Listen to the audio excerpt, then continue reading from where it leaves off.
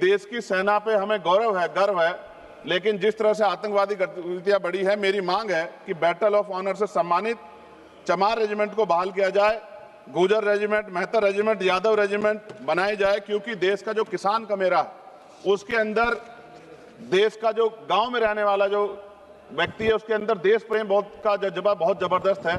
अगर इनको मौका मिलेगा तो शायद पाकिस्तान छोड़िए, चाइना की हिम्मत भी नहीं होगी कि हमारे देश की तरफ आंख उठा के देख ले। श्री चंद्रशेखर जी। मैडम धन्यवाद। सभापति महोदया, आओ झुककर सलाम करें उनको जिनके हिस्से में मकाम आता है। बहुत खुशनसीब होते हैं वो लोग जिनका लहू देश के काम आता है। मैं सबसे पहले ऑपरेशन सिंदूर में जो हमारे देश की सेना है उसने जो पराक्रम दिखाया, शौर्य दिखाया, उसके लिए उनको सैल्यूट करता हूं, जय भीम करता हूं। और पहलगाम हमले में जो निर्दोष हमारे नागरिक शहीद हुए या अन्य जो लोग उसके बाद सीज फायर के बाद जो शहीद हुए, उन सभी लोगों के लिए प्रार्थना करता हूं कि उनके परिवारों को कुदरत दुख सहने की शक्ति दे। महोदया, मेरे कुछ सवाल हैं सरकार से। क्या सरकार यह स्पष्ट कर सकती है कि आतंकियों को भारत क्षेत्र में प्रवेश और पहलगाम जैसे पर्यटन स्थल पर पहुंचने में किसने मदद की? क्या सुरक्षा एजेंसियों को इस हमले की पहले से कोई खुफिया इनपुट प्राप्त हुए थे? यदि हाँ, तो उन पर क्या कार्रवाई हुई? पहलगाम हमले में शहीद हुए नागरिकों और स्थानीय ड्राइवर माजिद खान के परिजनों को सरकार द्वारा क्या मुआवजा और सहायता दिया गई? क्या सरकार पर्यटकों की सुरक्षा सुनिश्चित करने के लिए विशेष स्टैंडर्ड ऑपरेटिंग प्रोसीजर लागू कर रही है? क्या भारत सरकार ने अंतर्राष्ट्रीय मंचों पर यह मांग रखी है कि जब तक पाकिस्तान आतंकवाद पर कठोर कार्रवाई नहीं करता तब तक उसे किसी प्रकार की आर्थिक सहायता न दी जाए? ऑपरेशन सिंदूर के बाद जब पाकिस्तान ने जवाबी हमले किए और 21 भारतीय नागरिक शहीद हुए, यहां तक कि हमारे गुरुद्वारों को भी निशाना बनाया गया, तब सरकार ने सीज फायर की अनुमति क्यों दी?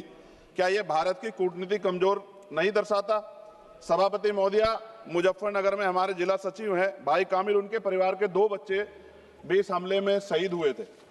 क्या सरकार ये मानती है कि टीआरएफ द्वारा इस हमले में खासतौर पर हिंदू पर्यटकों को निशाना बनाना भारत में सांप्रदायिक द्वेष को बढ़ावा देने का प्रयास था? यदि हाँ, तो इसे रोकने हेतु सरकार ने क्या रणनीति बनाई?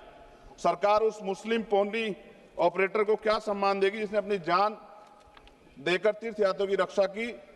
क्या उसे शहीद घोषित किया जाएगा? पाकिस्तान को हाल ही में आईएमएफ द्वारा $2 अरब से अधिक की सहायता राशि दी गई है। क्या भारत ने औपचारिक रूप से आईएमएफ और अन्य वैश्विक संस्थाओं के समक्ष आपत्ति दर्ज कराई है? क्या सरकार ने जांचा है कि आईएमएफ या अन्य विदेशी मदद का कोई हिस्सा आतंकवादी गतिविधियों में उपयोग तो नहीं हो रहा है? क्या सरकार ये स्वीकार करती है कि पहलगाम हमले में खुफिया तंत्र पूरी तरह विफल रहा है? यदि हाँ, तो कौन जिम्मेदार है और उसके विरुद्ध क्या कार्रवाई होगी? क्या सरकार स्पष्ट कर सकती है इतने भारी सुरक्षा प्रबंधों के बावजूद टीआरएफ जैसे आतंकवादी संगठन के सदस्य भारत में प्रवेश कैसे कर जाते हैं?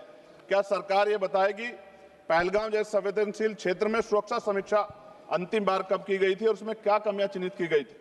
प्रधानमंत्री जी ने इस हमले के बाद पहलगाम का दौरा क्यों नहीं किया जबकि देश भर में भावनात्मक उबाल था? क्या सरकार ने शहीद हुए नागरिकों के परिजनों को आर्थिक मदद व स्थायी सहायता प्रदान की? यदि हाँ, तो उसका विवरण सदन में प्रस्तुत करें। महोदया, सरकार के लोग सेना के सम्मान की बात करते हैं।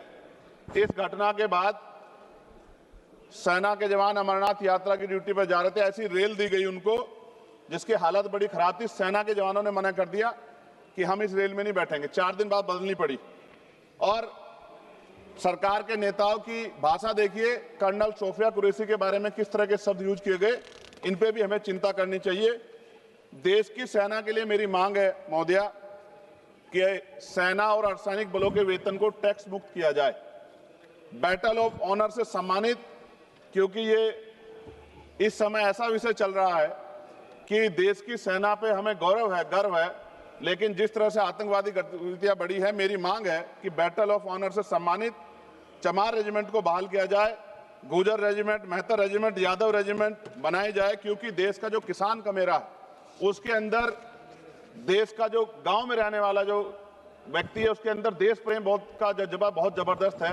अगर इनको मौका मिलेगा तो शायद पाकिस्तान छोड़िए चाइना की हिम्मत भी नहीं होगी कि हमारे देश की तरफ आंख उठा के देख ले। मोदी, बाबा साहब अंबेडकर कहते थे हम प्रथम और अंत्य भारतीय हैं। भारत की आन पे जब आंच आती है तो जिस तरह इस बार प्रदर्शन हुआ, एकजुट रहा देश, सारा विपक्ष हो पक्ष हो सब एकजुट रहे, ऐसे हमें एकजुट रहना चाहिए। अगर हम एकजुट रहेंगे तभी हम आतंकवादियों से लड़ पाएंगे। मोदिया, 1965, 71, 1999 के युद्ध में किसी भी अरब देश ने पाकिस्तान का साथ नहीं दिया था, लेकिन आज एक भी अरब कंट्री हमारे फेवर में नहीं खड़ी। क्या हमें अपनी फॉरेन पॉलिसी पर नहीं सोचना चाहिए कि ऐसा क्या हो गया कि हमारी राजनीतिक जो भारतीय की लोकल राजनीति है इसके चक्कर में क्या हमारी फॉरेन पॉलिसी या हमारे मित्रों को के मन में पीड़ा तो नहीं पहुंच रही है?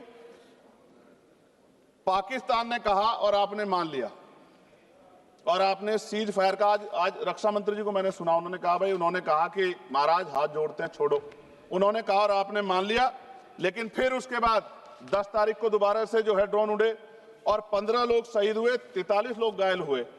हम अपने आम नागरिकों को क्यों, जबकि मान रहे हैं, मैंने रक्षा मंत्री जी को सुना, वो कह रहे हैं कि ऑपरेशन सिंदूर खत्म नहीं हुआ, ये रोका गया, इसका मतलब हमें खतरा है कि दोबारा भी हमला हो सकता है, पाकिस्तान अपनी हरकतों से बाज नहीं आ रहा है।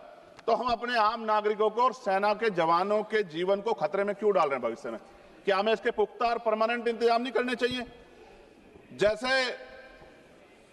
अगर सरकार को, मैंने कई बार सुना सरकार के लोग अखंड भारत की बात करते हैं, इससे अच्छा मौका आपको काम मिलता? पीओक्यू लेने के बाद हमारे उत्तर प्रदेश के मुख्यमंत्री बार बार कहते हैं कि चुनाव में कह रहे थे 6 महीने के बाद पीओक्यू इधर होगा, अगर सरकार बन गई, जनता ने तो मौका दे दिया, कहां है पीओक्यू? क्यों नहीं लेके आए इस बार आप लोग? तो पहली सीढ़ी तो इस बार ही चढ़ गए थे। जिस तरह से मीडिया ने माहौल बनाया था मोदिया, तो ऐसा लगा कि अगर देश की सेना ने जो हिम्मत जुटाई थी, सरकार मदद करती, तो माननीय नरेंद्र मोदी जी पाकिस्तान के भी प्राइम मिनिस्टर होते इस बार, इसी बार, और फाइनेंस मिनिस्टर बैठी है हमारी, ये पाकिस्तान की फाइनेंस मिनिस्टर होती। इस तरह के हालात बने हुए थे और ऐसा मौका चूकना ही नहीं चाहिए था।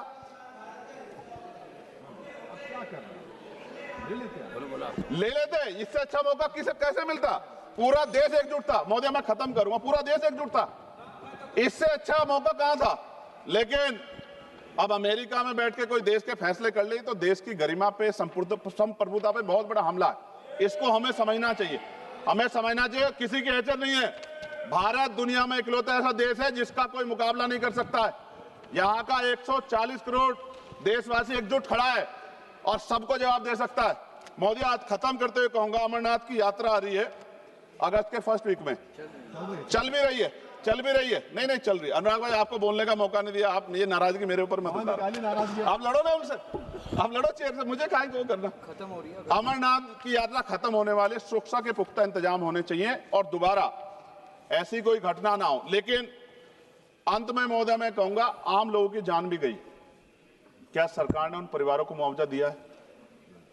क्या उनके जीवन का कोई मूल्य नहीं? जिन्होंने अपने परिवार खोए, जिन्होंने अपना घर का बेटा, पति, घर का कमाने वाला खो दिया, उनका भी तो अधिकार बैठता है। सरकार ने क्या मुआवजा दिया, इस बात की जानकारी भी सरकार को पटल पर रखनी चाहिए, सामने रखनी चाहिए। और अंत में मैं धन्यवाद दूंगा भारतीय सेना को और भारत का जो प्यार है कि पाकिस्तान और आतंकवादियों के भरसक प्रयास था कि यहां सांप्रदायिकता का माहौल बन जाए, लेकिन देशवासियों ने समझदारी दिखाई।